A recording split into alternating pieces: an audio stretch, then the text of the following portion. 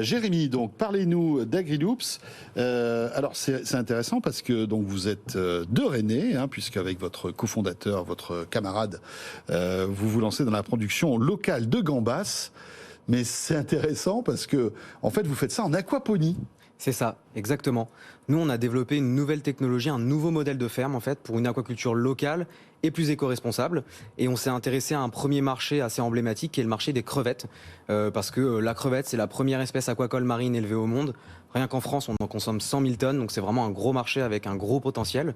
Par contre, aujourd'hui, la quasi-totalité des crevettes qu'on mange, elles proviennent de très loin. Asie du Sud-Est, Amérique centrale, en fait, elles sont importées, elles sont congelées et elles voyagent des milliers de kilomètres Pour quelle raison réfrigérés. En fait, parce que je veux dire, la France, on n'a pas un climat propice aux crevettes, ou est-ce que c'est parce que c'est ça en fait, trop compliqué? Exactement. C'est principalement une question de climat et d'environnement optimal pour la production des gambas et des crevettes, parce que en fait aujourd'hui ça se fait principalement dans des zones de mangroves qui sont totalement aptes, totalement adéquates à recevoir cet élevage-là. La problématique, c'est que dans ces zones de mangroves-là, quand on fait beaucoup d'élevage, il va y avoir pollution de cette mangrove et parfois même déforestation de cette mangrove pour faire de plus en plus d'étangs. Et la mangrove, c'est un des écosystèmes qui stocke le plus de CO2 dans le monde. 1 hectare de mangrove, ça peut stocker jusqu'à 6 fois plus qu'1 hectare de forêt amazonienne. Et c'est pour ça que nous, vraiment, on voulait offrir une alternative de crevettes locales pour ne pas avoir cet impact-là et résoudre cet enjeu-là. Oui, parce que pour qu'on comprenne bien, en fait, l'impact carbone de ces crevettes qui viennent de très très loin, il faut les pêcher avec les conséquences, on va dire, locales de pollution que ça peut avoir, c'est ce que vous expliquiez. Si c'est pas fait de manière raisonnée, parce que j'imagine qu'il y a quand même des élevages raisonnés. Après, il faut les congeler. C'est ça, les transporter en avion ou en bateau. Donc voilà, tout ça, c'est un bilan carbone pas terrible. Alors, vous, ce qui est intéressant, c'est que vous voulez donc élever ces gambas ici en France. Mais comment faire, en fait? Alors, parce que j'imagine que vous n'êtes pas le premier à avoir eu cette idée. C'est vrai, il y a quelques entreprises qui ont essayé de le faire ou qui travaillent aussi sur cette thématique-là. Nous, notre particularité, en fait, c'est que d'un côté, on a nos bassins aquacoles dans lesquels on va élever nos gambas, on les nourrit, elles grandissent, mais elles rejettent aussi des effluents.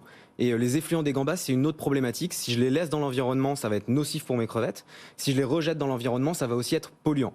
Nous, cette eau riche en effluents, ce qu'on en fait, c'est qu'on la recycle en fertilisant naturel pour coproduire des fruits et légumes. C'est ça notre particularité, c'est qu'on fait de l'aquaponie, l'association entre aquaculture et maraîchage, qui est pour nous vraiment une technique très intéressante parce qu'elle est basée sur les principes de l'économie circulaire. On recycle ce qui est normalement un coût et une pollution en un coproduit via nos fruits et légumes. On utilise beaucoup moins d'eau parce qu'on l'utilise à la fois pour la partie aquacole et maraîchage. Il y a vraiment beaucoup d'avantages de le faire de cette manière-là, en fait. D'accord. Vous avez eu une levée de fonds de 3 millions d'euros, c'était en mars dernier. C'est ça. On a eu des aides, du gouvernement. C'est la BPI qui nous a accompagnés via un appel à projet Deep Tech. On a aussi le plan de relance qui nous accompagne sur notre prochaine unité de production. En gros, aujourd'hui, on a une ferme pilote qui nous a permis de breveter notre technologie, de montrer qu'on avait des rendements stables de manière répétée. Et aujourd'hui, on a une validation à la fois technique et marché. Et notre objectif, c'est de mettre en place une ferme à grande échelle. C'est notre démonstrateur qu'on appelle Mangrove 1, qui va nous permettre de produire 25 tonnes de gambas et 70 tonnes de fruits et légumes. Et donc ces aides viennent nous aider à mettre en place cette ferme.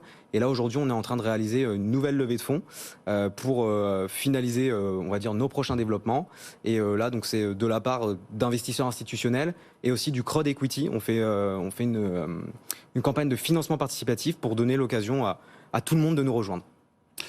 L'idée, c'est que. Alors, vous parlez de Mangrove 1, qui est votre première unité de production. L'idée, c'est de multiplier ces unités un peu partout en France. Et pourquoi pas même à l'international? C'est ça. On est en train de développer une technologie qu'on a protégée. À côté de ça, on est aussi en train de développer un outil d'aide à la décision.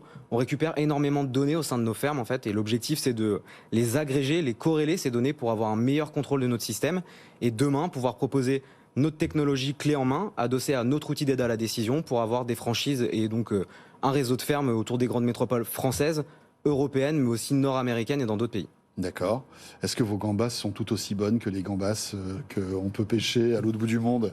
C'est important quand même. C'est super important. Nous, notre objectif, c'était d'avoir un produit éco-responsable, mais aussi bon. On est dans l'alimentaire, on veut se faire plaisir. En plus, quand on parle de gambas, on parle quand même d'un produit qui active un certain imaginaire. Tout à fait. Et nous, ce qui est hyper intéressant, c'est qu'en ayant une crevette qui est garantie jamais congelée, on va avoir des meilleures qualités gustatives. Par exemple, on va avoir une meilleure texture parce qu'il n'y a pas eu de congélation.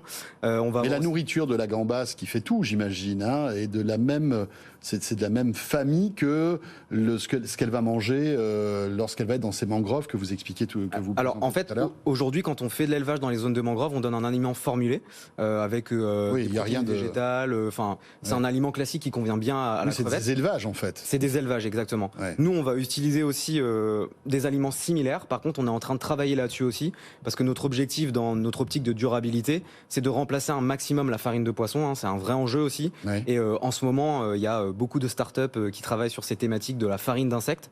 Et nous, ça pourrait être une solution qu'on pourrait intégrer dans notre aliment, mais il y a aussi plein d'autres choses qui pourraient venir de la fermentation qui pourraient nous intéresser en fait. Et ben voilà, il faut que vous discutiez tous les deux. Exactement. Et c'est vrai qu'Insect pourrait être un bon partenaire aussi de tout ce que vous faites. Hein. On est notamment accompagné par Antoine Hubert et Alexis Angot, tous les deux cofondateurs de Insect. Bien sûr.